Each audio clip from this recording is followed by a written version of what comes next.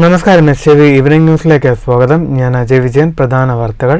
അർജുൻ പാണ്ഡ്യൻ പുതിയ തൃശൂർ ജില്ലാ കളക്ടർ, വെള്ളിയാഴ്ച ചുമതലയേൽക്കും. നിയമനം VR കൃഷ്ണതേജ ഇന്റർസ്റ്റേറ്റ് ഡെപ്യൂട്ടേഷനിൽ ആന്ധ്രാപ്രദേശിലേക്ക് പോയ ഒഴിവിൽ. പാലക്കാട് ജില്ലയിൽ SSLC പാസ്സായ 4500ഓളം വിദ്യാർത്ഥികൾക്ക് സർക്കാർ ഉപരിപഠനം നിഷേധിക്കുകയാണെന്ന് നാഷണൽ ജനതാദൾ. പാലക്കാട് കലക്ട്രേറ്റിന് മുന്നിൽ പ്രവർത്തകർ വിദ്യാഭ്യാസ മന്ത്രിയുടെ കോലം കത്തിച്ചു. വിദ്യാഭ്യാസം മൗലികാവകാശമായ നാട്ടിൽ കുട്ടികൾക്ക് പഠന സൗകര്യമൊരുക്കാൻ കഴിയാത്ത LDF സർക്കാർ പരിപൂർണ പരാജയമെന്ന് യുവജനതാദൾ സംസ്ഥാന പ്രസിഡന്റ് യൂസഫ് അലി മടവൂർ. ആലുവ ബൈപ്പാസിലുണ്ടായ വാഹനാപകടത്തിൽ പട്ടാമ്പി കൊപ്പം സ്വദേശിയായ യുവാവ് മരിച്ചത് കൊപ്പം പുതുമന തുരുത്തിങ്ങൽ വീട്ടിൽ അജിത്. അപകടം ബുധനാഴ്ച പുലർച്ചെ. H1N1 ബാധിച്ച് പൊന്നാനി സ്വദേശിനിയായ വീട്ടമ്മ കുന്നംകുളത്തെ സ്വകാര്യ ആശുപത്രിയിൽ മരിച്ചു. നെൽവയൽ തണ്ണീർത്തട നിയമം പ്രാബല്യത്തിൽ വന്ന ശേഷവും പരിവർത്തനം ചെയ്യപ്പെടാത്ത ഭൂമികൾ കൃഷിയോഗ്യമാക്കാൻ സർക്കാർ അനുമതി നൽകണമെന്ന് KSKTU. കേന്ദ്ര നയങ്ങൾ മൂലം കാർഷിക മേഖലയിലുണ്ടായ പ്രതിസന്ധികൾ യൂണിയൻ പാലക്കാട് ജില്ലാ സമ്മേളനം ചർച്ച ചെയ്യും. സമ്മേളനം 20-21 തീയതികളിൽ ശ്രീകൃഷ്ണപുരത്ത്. വാർത്തകൾ വിശദമായി. അർജുൻ പാണ്ഡ്യൻ തൃശൂർ ജില്ലാ കളക്ടറായി വെള്ളിയാഴ്ച ചുമതലയേൽക്കും. കളക്ടറായിരുന്ന VR കൃഷ്ണതേജ ഇന്റർസ്റ്റേറ്റ് ഡെപ്യൂട്ടേഷനിൽ ആന്ധ്രാപ്രദേശിലേക്ക് പോയ ഒഴിവിലാണ് നിയമനം.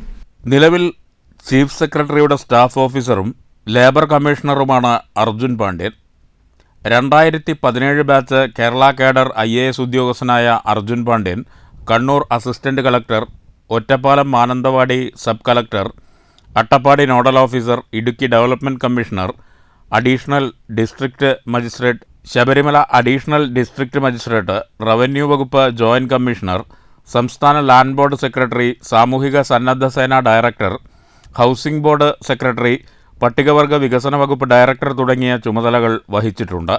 കൊല്ലം TKM എഞ്ചിനീയറിംഗ് കോളേജിൽ നിന്ന് ഇലക്ട്രിക്കൽ എഞ്ചിനീയറിംഗിൽ BTech ബിരുദം കരസ്ഥമാക്കിയ അർജുൻ പാണ്ഡ്യൻ ഇടുക്കി ഏലപ്പാറ സ്വദേശിയാണ്.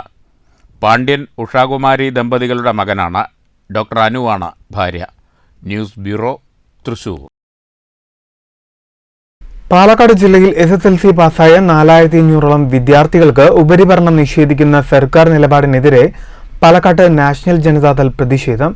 പ്രവർത്തകർ വിദ്യാഭ്യാസ മന്ത്രിയുടെ കോലം കത്തിച്ചു.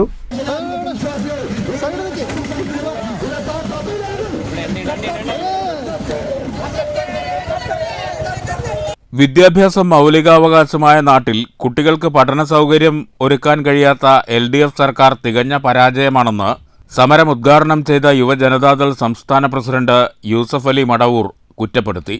+1 പാലക്കാട് ജില്ലയിൽ ഉടനടി അധിക ബാച്ചുകൾ അനുവദിക്കണമെന്നാവശ്യപ്പെട്ടാണ് നാഷണൽ ജനതാദൾ വിദ്യാഭ്യാസ മന്ത്രിയുടെ കോലം കളക്ടറേറ്റിന് മുന്നിൽ കത്തിച്ചത്. ഹെഡ് പോസ്റ്റ് ഓഫീസ് പരിസരത്ത് നിന്ന് പ്രകടനമായി എത്തിയായിരുന്നു പ്രതിഷേധം. ഗവൺമെന്റും വിദ്യാഭ്യാസ മന്ത്രിയും വിളിച്ചു ചേർത്ത സർവകക്ഷി യോഗത്തിന്റെ അടിസ്ഥാനത്തിൽ നാഷണൽ ജനതാദളും യുവജനതാദളും അടക്കമുള്ള വിവിധ പ്രതിപക്ഷ സംഘടനകൾ കേരളത്തിന്റെ തെരുവീതികളിൽ അതിശക്തമായ സമരങ്ങൾക്ക് നേതൃത്വം നൽകിയപ്പോ ജനങ്ങളുടെ മുന്നിൽ കണ്ണിൽ പൊടിയിടാൻ വേണ്ടിയിട്ട് ചില ജില്ലകളിൽ മാത്രം താൽക്കാലിക ബാച്ചുകൾ അനുവദിച്ചുകൊണ്ട് രക്ഷപ്പെടാമെന്നായിരുന്നു ഇവിടുത്തെ ഗവൺമെന്റും വിദ്യാഭ്യാസ മന്ത്രി ശിവൻകുട്ടിയും കരുതിയിരുന്നത്. സംസ്ഥാന ജനറൽ സെക്രട്ടറി നൌഫിയ നസീർ, ജില്ലാ പ്രസിഡന്റ് M സുഗതൻ, ഭാരവാഹികളായ KS James, A Vincent, KJ Ninan, KJ Francis, MA Sulthan, MM Varghese, R Suryaraj, Hamsa Chemmanam, Sasi Varma, Mahila Janata ജില്ലാ പ്രസിഡന്റ് S വിജയലക്ഷ്മി, കിസാൻ ജനത ജില്ലാ പ്രസിഡന്റ് പാച്ചറാണി ഹരിദാസ്, നാഷണൽ ജനതാദൾ ജില്ലാ കമ്മിറ്റി അംഗങ്ങളായ നടരാജൻ എലവഞ്ചേരി, നീലാവർണീസ റാഫി, KU ഇർഷാദ്, ഗോപാലകൃഷ്ണൻ, R രാജേഷ് വണ്ടാഴി എന്നിവർ പ്രസംഗിച്ചു. News bureau, Palakkad. ആലുവ ബൈപ്പാസിലുണ്ടായ വാഹനാപകടത്തിൽ കൊപ്പം സ്വദേശിയായ യുവാവിന് ദാരുണാന്ത്യം. കൊപ്പം പുതുമന തുരുത്തിങ്ങൽ വീട്ടിൽ അജിത്താണ് മരിച്ചത്. ബുധനാഴ്ച പുലർച്ചെയായിരുന്നു അപകടം. അജിത് സഞ്ചരിച്ച ബൈക്ക് കാറുമായി കൂട്ടിയിടിക്കുകയായിരുന്നു. ഗുരുതര പരിക്കേറ്റ അജിത്തിനെ ആശുപത്രിയിൽ എത്തിച്ചെങ്കിലും ജീവൻ രക്ഷിക്കാനായില്ല. പോസ്റ്റ്മോർട്ടം നടപടികൾക്ക് ശേഷം മൃതദേഹം ബന്ധുക്കൾക്ക് വിട്ടു നൽകി. വർഷങ്ങൾക്ക് മുൻപ് വാഹനാപകടത്തിൽ അജിത്തിന്റെ പിതാവ് അരവിന്ദനും മരണപ്പെട്ടിരുന്നു. News bureau Pattambi. നെൽവയൽ തണ്ണീർത്തട നിയമം പ്രാബല്യത്തിൽ വന്ന ശേഷവും പരിവർത്തനം ചെയ്യാത്ത ഭൂമികൾ കൃഷിയോഗ്യമാക്കാൻ സർക്കാർ അനുമതി നൽകണമെന്ന് KSKTU പാലക്കാട് ജില്ലാ സെക്രട്ടറി R. ചിന്നക്കുട്ടൻ. ജൂലൈ 20-21 തീയതികളിൽ ശ്രീകൃഷ്ണപുരത്ത് നടക്കുന്ന യൂണിയൻ ജില്ലാ സമ്മേളനം കേന്ദ്ര നയങ്ങൾ മൂലം കാർഷിക മേഖലയിലുണ്ടായ പ്രതിസന്ധികൾ വിശദമായി ചർച്ച ചെയ്യുമെന്നും R. ചിന്നക്കുട്ടൻ പാലക്കാട് വാർത്താ സമ്മേളനത്തിൽ പറഞ്ഞു.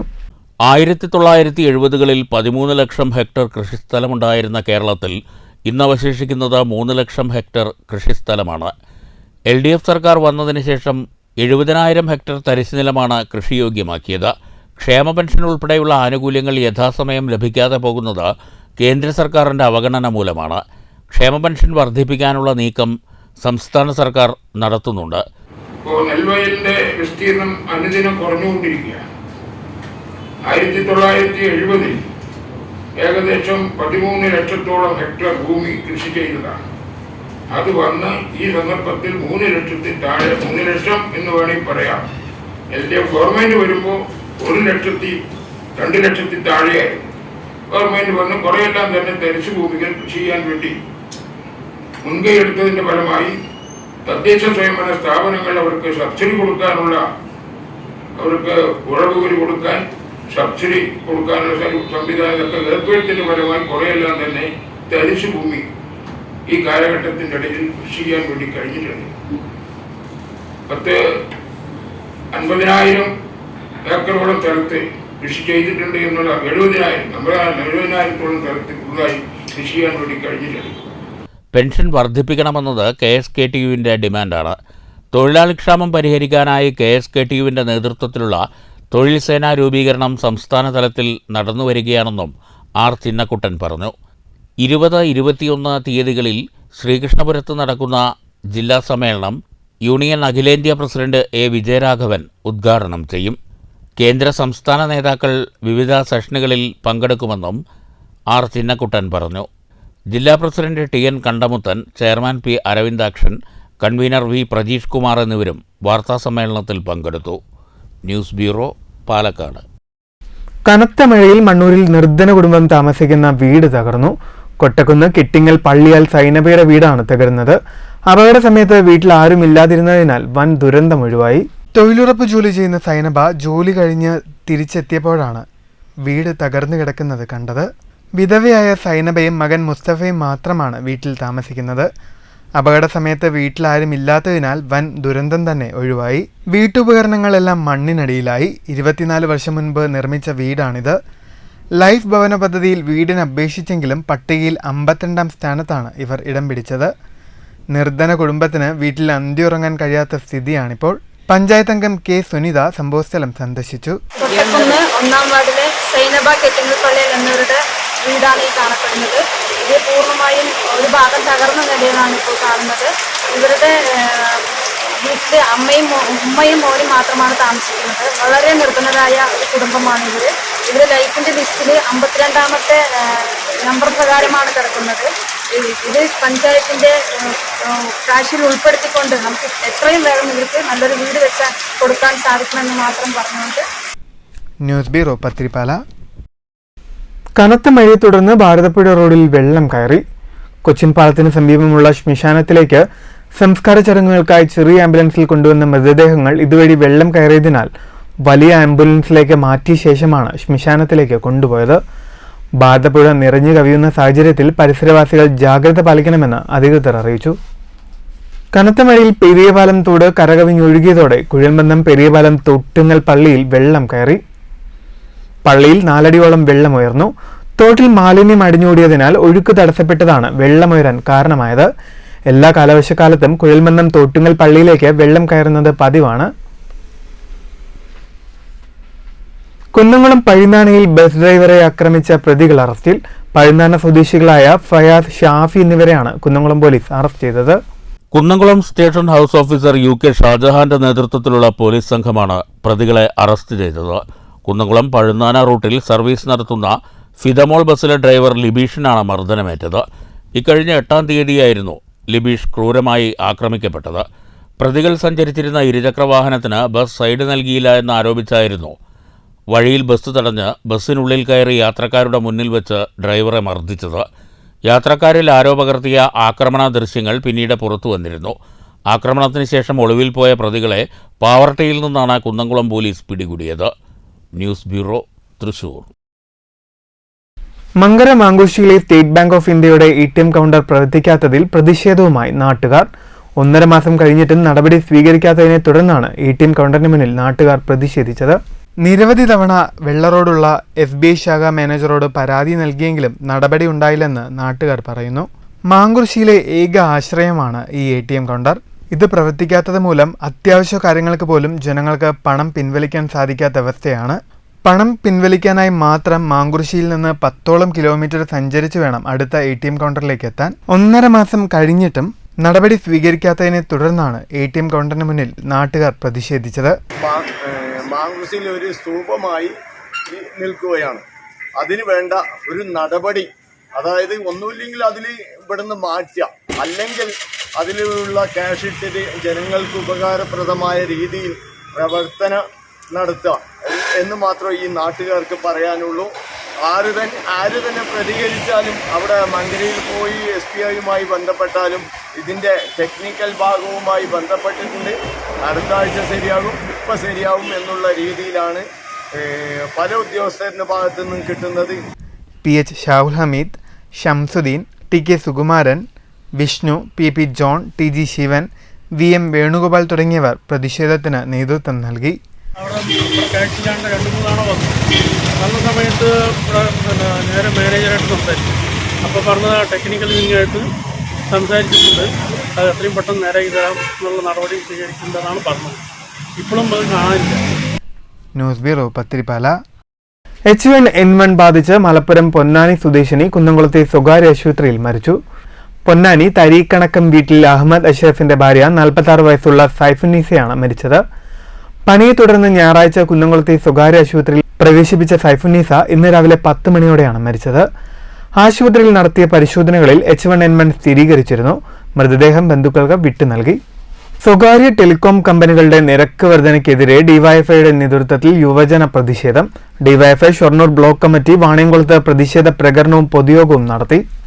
സ്വകാര്യ ടെലികോം കമ്പനികളുടെ നിരക്ക് വർധന പിൻവലിക്കണമെന്നാവശ്യപ്പെട്ടാണ് ഡിവൈഎഫ്ഐ ഷൊർണൂർ ബ്ലോക്ക് കമ്മിറ്റി വാണിയംകുളത്ത് പ്രതിഷേധ പ്രകടനവും പൊതുയോഗവും നടത്തിയത്. പ്രകടനത്തിന് ശേഷം നടന്ന പ്രതിഷേധ യോഗം ഡിവൈഎഫ്ഐ സംസ്ഥാന കമ്മിറ്റി അംഗം S ഷക്കീർ ഉദ്ഘാടനം ചെയ്തു. ബ്ലോക്ക് പ്രസിഡന്റ് K രാഹുൽദാസ് അധ്യക്ഷത വഹിച്ചു. Secretary C Ragesh, Saleesha Shankar, U Sreejith എന്നിവർ പ്രസംഗിച്ചു. News bureau, Ottapalam. Cheruthuruthy Puthussery NSS ആസ്ഥാനം കേന്ദ്രീകരിച്ച് പുതിയ വായനശാലയ്ക്ക് തുടക്കമായി. വായനശാലയുടെ ഉദ്ഘാടനം തലപ്പള്ളി താലൂക്ക് NSS യൂണിയൻ പ്രസിഡന്റും NSS ഡയറക്ടർ ബോർഡ് അംഗവുമായ അഡ്വക്കേറ്റ് ഹൃഷികേഷ് നിർവഹിച്ചു. രണ്ട് പുണ്യപ്രവർത്തികൾ ചെയ്യുന്ന വലിയ സന്തോഷം തോന്നുന്നുണ്ട്.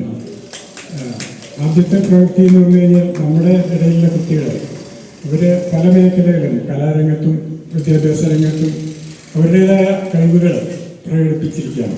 അപ്പോൾ അവർക്ക് ഒരു നമ്മുടെ സ്നേഹോപഹാരം ദൈവത്തിൻ്റെ വക കൊടുക്കുക എന്ന് പറഞ്ഞു കഴിഞ്ഞാൽ വലിയ ഒരു പുണ്യം തന്നെയാണ്. പുതുശ്ശേരി ഭാഗത്ത് വിദ്യാർത്ഥികൾക്കും മുതിർന്നവർക്കും അറിവ് പകരുന്നതിനായി ഒരു വായനശാല ഇല്ലാത്ത അവസ്ഥ മനസ്സിലാക്കിയതിനെ തുടർന്നാണ് പുതുശ്ശേരി NSS കരയോഗത്തിന്റെ നേതൃത്വത്തിൽ വായനശാലയ്ക്ക് തുടക്കം കുറിച്ചത്. പുതുശ്ശേരി SNTTI സ്കൂൾ ഹാളിൽ നടന്ന പരിപാടിയിൽ പുതുശ്ശേരി NSS കരയോഗം പ്രസിഡന്റ് രഞ്ജിത്ത് തൈക്കാട്ട് അധ്യക്ഷനായി. NSS Thalappilly taluk union secretary Sreekumar മുഖ്യാതിഥിയായി. വായനശാലയിലേക്കുള്ള ആദ്യ പുസ്തകം അഡ്വക്കേറ്റ് ഹൃഷികേഷിൽ നിന്ന് ഡോക്ടർ സുപ്രിയ ഏറ്റുവാങ്ങി. വായനശാലയിലേക്കുള്ള കരയോഗമംഗങ്ങളുടെ കയ്യിൽ നിന്നുമുള്ള പുസ്തകങ്ങൾ പ്രശസ്ത കലാകാരി കലാമണ്ഡലം ശോഭ ഗീതാനന്ദൻ ഏറ്റുവാങ്ങി. NSS ഡയറക്ടർ ബോർഡ് അംഗമായി തെരഞ്ഞെടുക്കപ്പെട്ട അഡ്വക്കേറ്റ് ഹൃഷികേശിനെ ചടങ്ങിൽ ആദരിച്ചു. വിദ്യാഭ്യാസ മേഖലയിലും കലാമേഖലയിലും തുടങ്ങി വിവിധ മേഖലകളിൽ മികവ് തെളിയിച്ച ആളുകളെ ചടങ്ങിൽ ആദരിച്ചു. NSS Puthussery union secretary Gopi Vellarakkad, taluk union പ്രതിനിധി Manoj Thaikkad, Cheruthuruthy NSS secretary Sankaranarayanan, treasurer PN Anilkumar തുടങ്ങിയവർ സംസാരിച്ചു. News bureau, Cheruthuruthy. പ്രധാന വാർത്തകൾ വീണ്ടും. അർജുൻ പാണ്ഡ്യൻ പുതിയ തൃശൂർ ജില്ലാ കളക്ടർ, വെള്ളിയാഴ്ച ചുമതലയേൽക്കും. നിയമനം VR കൃഷ്ണതേജ ഇന്റർസ്റ്റേറ്റ് ഡെപ്യൂട്ടേഷനിൽ ആന്ധ്രാപ്രദേശിലേക്ക് പോയ ഒഴിവിൽ. പാലക്കാട് ജില്ലയിൽ SSLC പാസ്സായ 4500ഓളം വിദ്യാർത്ഥികൾക്ക് സർക്കാർ ഉപരിഭരണം നിഷേധിക്കുകയാണെന്ന് നാഷണൽ ജനതാദൾ. പാലക്കാട് കലക്ട്രേറ്റിന് മുന്നിൽ പ്രവർത്തകർ വിദ്യാഭ്യാസ മന്ത്രിയുടെ കോലം കത്തിച്ചു. വിദ്യാഭ്യാസം മൗലികാവകാശമായ നാട്ടിൽ കുട്ടികൾക്ക് പഠന സൗകര്യമൊരുക്കാൻ കഴിയാത്ത LDF സർക്കാർ പരിപൂർണ പരാജയമെന്ന് യുവജനതാദൾ സംസ്ഥാന പ്രസിഡന്റ് യൂസഫ് അലി മടവൂർ. ആലുവ ബൈപ്പാസിലുണ്ടായ വാഹനാപകടത്തിൽ പട്ടാമ്പി കൊപ്പം സ്വദേശിയായ യുവാവ് മരിച്ചത് കൊപ്പം പുതുമന തുരുത്തിങ്ങൽ വീട്ടിൽ അജിത്. അപകടം ബുധനാഴ്ച പുലർച്ചെ. H1N1 ബാധിച്ച് പൊന്നാനി സ്വദേശിനിയായ വീട്ടമ്മ കുന്നംകുളത്തെ സ്വകാര്യ ആശുപത്രിയിൽ മരിച്ചു. നെൽവയൽ തണ്ണീർത്തട നിയമം പ്രാബല്യത്തിൽ വന്ന ശേഷവും പരിവർത്തനം ചെയ്യപ്പെടാത്ത ഭൂമികൾ കൃഷിയോഗ്യമാക്കാൻ സർക്കാർ അനുമതി നൽകണമെന്ന് KFKTU. കേന്ദ്ര നയങ്ങൾ മൂലം കാർഷിക മേഖലയിലുണ്ടായ പ്രതിസന്ധികൾ യൂണിയൻ പാലക്കാട് ജില്ലാ സമ്മേളനം ചർച്ച ചെയ്യും. സമ്മേളനം 20-21 തീയതികളിൽ ശ്രീകൃഷ്ണപുരത്ത്. ഈ വാർത്താ ബുള്ളറ്റിൻ സമാപിക്കുന്നു. നമസ്കാരം.